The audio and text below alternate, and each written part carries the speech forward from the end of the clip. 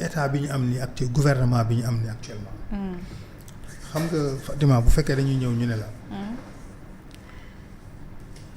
kii bi fi jógee état bi fi jógee dafa déclaré woon ni. le déficit budgétaire était de 74% du PIB. bi ñu xoolee en vérité waa IGF. ñëw déclaré plus de 77 xaw ma ñaata pour cent. 80 je sais plus. te loolu rapport bi ñi ko def. c'est des fonctionnaires du ministère des finances. des IGF. ñooñu kuy nekk di lam-lamee seen liggéey c'est parce que xamuloo nu ñuy liggéeyee. le premier ministre c'est le patron du gouvernement c'est le patron du ministre des finances. kon kooku ces agents. bu ñu demee def un audit. indil ko les rapports. ñu naan amul preuve ci li muy wax. c'est parce qu'on n'a rien compris. yamuñu foofu ñu jël le rapport de l'IGF. jox ko waa Cour des comptes ne ko ne leen auditer leen ko. waa Cour des comptes dem auditer rapport boobu ñëw ne leen IGF yéen sax dafa am lu ngeen bàyyi mais li ngeen di wax li am ëpp na loolu. ils ont déclaré une dette de 99,96 suma jumul ,6%. dégg nga biñ ko présenté ñële nu mu tuddati FMI boo koy jox un rapport. da ngay indi rapport boo xam ni dafay am benn organisme. international d'audit bu koy kële. waa Mazars ñëw defaat audit ci rapport Cour des comptes ak rapport IGF. pour mu gën a leer léegi ana rapport yooyu ñoom loolu la ñuy laaj. rapport yooyu déggoo lu ma la également mais rapport Cour des comptes. je suis désolé ñu ne kenn waxu ci dette cachée. mais c'est parce que kon dañ ko xoolul mais dans le rapport de la Cour des comptes. wax nañ fi keroog la dernière fois le compte cap gouvernement le compte P10 et cetera. des comptes yoo xam dañ ko tijjoon même à l'étranger yoo xam ay fonds dañ fa dugg te mënuñu la wax fonds yooyu fii la jaar. xam nga donc loolu man wax dëgg yàlla dette cachée bi bëggatuma sax di ci wax parce que c'est une dette qui est là mu leer nekk ci rapport yi. et mieux yow boo ñëwee gis ay fonds yoo xam dugg na Sénégal nekkul ci la loi de finances initiale. nekkul ci la loi de finances rectificative. nekkul ci amu ci benn boo xam ne jaar na assemblée nationale ñu voté ko. mais fonds yooyu nan nga koy tuddee dettes yooyu nan nga koy tuddee. compte ya mu dugg kenn mënu la wax ni finalité bi lii la. et ça c'est mentionné dans le rapport de la Cour des comptes. et mieux FMI ci boppam moment bi may wax ak yow nii. ils sont en train de revoir leur procédure. parce que dañ ne nan la ñu mën a def ba Sénégal fan la ñu mën a def. ba rawale xaalis bu mel nii. te ñun waa FMI gisuñu ko. et là je vous dis la dame là Julie Kojak. démb yàlla moom a tiim démb laa ko doon dégluwaat. dégg nga muy wax ci la dette cachée au Sénégal. d'accord xam nga ñoom ñu ngi xoolaat seen ay procédures. pour xool gars yi fan lañ leen jaar. xam nga parce que nee nañu loolu fay yooyu warul mun a am. et ils sont en train de revoir leur procédure au moment où je te parle kon ñoom waxi dette cachée dépassé nañ ko donc ñun Sénégal bu ñu fi nekkee naan premier ministre dafa wax loo xam ne amu ci preuve nangam. c'est parce qu'on n'a rien compris de tout ce qui s'est passé. d'accord et mieux loolu dañ ciy jàll quoi gis nga. boobu ba léegi ñu naan non les obligations du Sénégal ont chuté nangam investisseurs yi ñemeetuñu Sénégal au moment où je te parle. c'est le deuxième pays bi nga xam ne moom la investisseurs yi bi ëpp li muy jot ci ay investissement au niveau de l'UEMOA. derrière la Côte d'Ivoire. 8e pays en Afrique kon bu ñu naan Sénégal investisseurs yi ñemeetuñu leen. ça pose problème. d'accord et mieux aujourd'hui tey. y a une délégation des Émirats arabes unis boo xam ñëw nañu Sénégal avec un très lu mu tuddati une très forte délégation. seen ministre des relations extérieures moo ko jiite. ñëw nañu au Sénégal pour discuter sur des investissements. sur l'énergie sur les hydrocarbures sur les mines et cetera. te li ko waral mooy voyage bi xam ni le premier ministre defoon na ko fan yi passé ànd ak Cheikh Diba. et mieux mais barki démb lañ fi organiser fii forum Invest in Sénégal. il y a 13 000 milliards n'est-ce pas d'intention d'investissement kon bu ñu toogee fi naan investisseurs yi daw nañu Sénégal mais ça pose problème. mais monsieur Touré loolu tamit c'est un fait mais daw nañu Sénégal normal. man monsieur Touré aussi je termine. non un rappel En fait, rek un man- rappel avant man- muy avancer un rappel aussi par rapport ak rapport yi caché yeeg ak yu ñu joxewul si c'est l'honorable député Ayib Daffé moom moo toogoon ci conférence de presse ne Sénégalais yi amuñu le bon rapport parce que rapport bi nga xamante ni moom la ñu caché moom la Cour des comptes def président la ko jox te bu ñu ko génnee ci dans l'espace public du dëgg kon ba léegi Sénégalais yi également it amuñu bon rapport bi nga xamante ni moom la Cour des comptes def certifié ko Sénégalais yi war ko lire ñun rapport copie bi nga xamante ni kenn signé wu ko Ayib Daffé moom moo ko wax ci ci conférence de presse am loolu aussi au-delà de rapport moom mooy kii ni rapport Force Nazar bi IGF bi ak Cour des comptes bi également Sénégalais yi bu ñu ko amoon dinañ xam déjà bu baax Cour des comptes bi ñu am boobu jàpp nañ ne boobu copie la bokkul non boobu original bi lañ jox Diomaye téye ko pale loolu la Ayib Daffé wax Ramatoulaye n'est-ce pas xaaral ok ay waxi Ayib Daffé non xaaral Cour des comptes Ayib Daffé moo ko wax de rapport bi muy génnee bi ñu naan ay signature dugg na fii kooku président de la république lañ koy jox. dañ koy publier. non boobu kenn du ko publier. dañu koy publier tous les rapports sont publiés. Cour des comptes moom publier. dans le site gouvernemental. xaaral ma ñëw rapport yi ñuy publier bi ñuy jox président de la république boobu mooy am ay signature yi nga xam dañ koy publier seen biir site du am ay signature.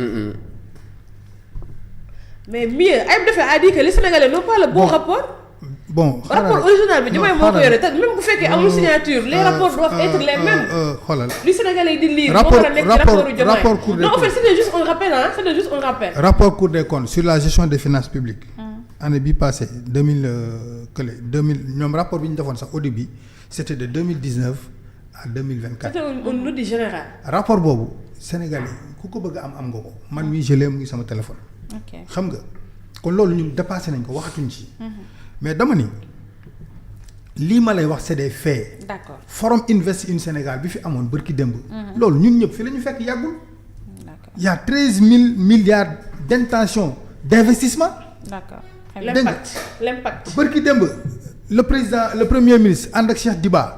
dem Émirats Arabes Unis ñii naan dafa màggaleeg dafa gàmmu jeeg et cetera. bi mu ñëwee li mu leen wax ñëpp dégg nañ ko. nu mu wax. dama demoon waxtaani ji ak waa Émirats Arabes Unis yéen nag na ngeen ñaan parce que li ñu nar a indi fii ci Sénégal lan la doon demoon waxtaani. waaw non dama lay wax li mu wax.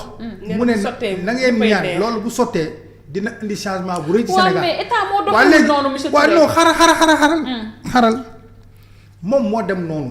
te ba muy dem. tàggoowul waxul kenn. président de la république yëg na ko. la tax mu def ko de façon confidentielle ñoom ñoo ko xam. transparence mais tey résultat yi mu ngi nii parce que ñamu seeti ji woon ñëw nañu Sénégal indi nañ délégation te dañ ñëw pour investir dans ce pays. non de loolu noonu c'est en rapport ak tournée bu ñuy def. non xaaral. Émirats Arabes Unis instant bi demoon nañu. je pense non xaaral si ñaata réew la ñu demoon. Sénégal dafa bokk ci réew yi ñu sélectionné pour ñëw fi rien à voir ak visite bi nga xamante ni dañ kay non surtout xam nga yenn saa yi information yi dañ koy jël di ko déformer. waaw léegi xaaral non man déformé ma. non waxuma yow xaaral expliqué la. oui en fait président de la République Bassirou Diomaye. dafa ne tout ce qui est Asie. Moyen-Orient. l'Asie du Sud-Est. diplomatie économique boobu. premier ministre laa ko jox boo xoolee dem na Turquie. dem na Chine dem na Abu Dhabi. et cetera. diplomatie économique boobu premier ministre lañ ko jox moom mooy dem di waxtaan ak gars yi. est-ce que comprendre nga. léegi lii di am ni c'est le résultat de ces visites. d'accord xam nga te demam bii passé. boo seetloo bi mu demee Émirats Arabes 4 jours la fa waroon def. mais il a fait 3 jours. daal di ñibbisi. dégg nga bi mu demaatee c'était pour compléter. visite bi mu demoon defi ji. te maintenant résultats yi ñu ngi nii di feeñ te li may wax ni li ma ciy wax mooy c'est-à-dire que investissement yi commencé di dugg ci dëkk bi. mais quel est l'impact? Ils viennent, oui, ils se sont toujours présentés sur le sol sénégalais. Et il y a des coopérations, mais l'impact, au fait, c'est ça qu'on demande. C'est pas que ñëw nañu. mais investissement bu démarré gul mën a boo xam impact bi. xoolal après Dakar. Banjul Cotonou Lisbonne et Port. Le FOGECA poursuit sa tournée mondiale et pose ses valises aux Émirats. En fait, c'est un voyage diplomatique d'affaires. Comme ni ñu ko defee ci yeneen capitales yi. man waxuma ay FOGECA de. dama ni mais Émirats arabes la. dama ni le ministre des Émirats mi ngi arabes nii unis mi ngi nii c'est comme si on a les retombées. y a même pas d'argent qui est entré y a même pas de discussion monsieur Touré quand même tamit monsieur Touré tamit nag mais kon ñoom mais Ramatoulaye kon yow tu veux dire que ñoom dañu jóge fële def seen délégation ñëw ba Sénégal pour naan ci café. visite diplomatique. mais quand même. après ils n'ont pas dit ce qu'ils sont venus faire.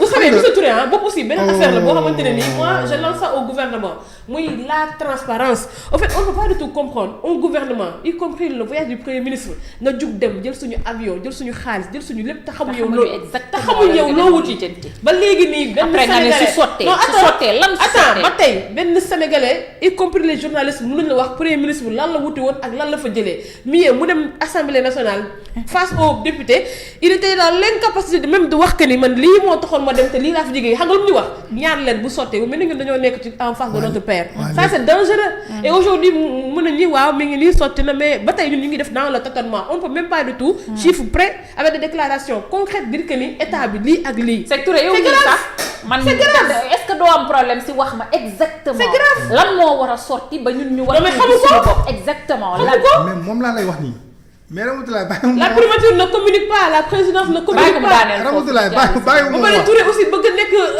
porte-parole du gouvernement Ramatoulaye man li ma xam laay wax wala lu ma xamul du ma ko wax pourquoi ñu xamuñu ko ñun journaliste yi am expliquer la rek Ramatoulaye il faut pas être nihiliste c'est-à-dire yow kii dem na waxtaan naa ñoom ñëw nañu xam nga démb lañ ñëw xaw ma tey est-ce que comprendre nga ils sont venus au Sénégal pour finaliser ay négociations ñu ne ci domaine yi la ñu war a investir ils doivent investir ci énergie ils doivent investir ci hydrocarbures dañuy investir ci mine loolu la ñu wax te ñu ngi ñëw di négocier pour finaliser ay contrats nga ne ma impact beeg dugg fi communiqué boobu da nga ko am yow mais su ma ko waxee kay c'est parce que am naa. mais wan ñu ko mais man je me fie pas du tout aux paroles de Touré.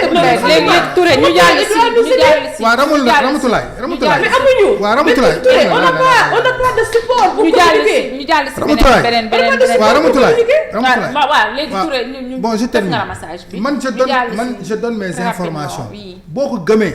léegi parce que ñu am droit à l'information. non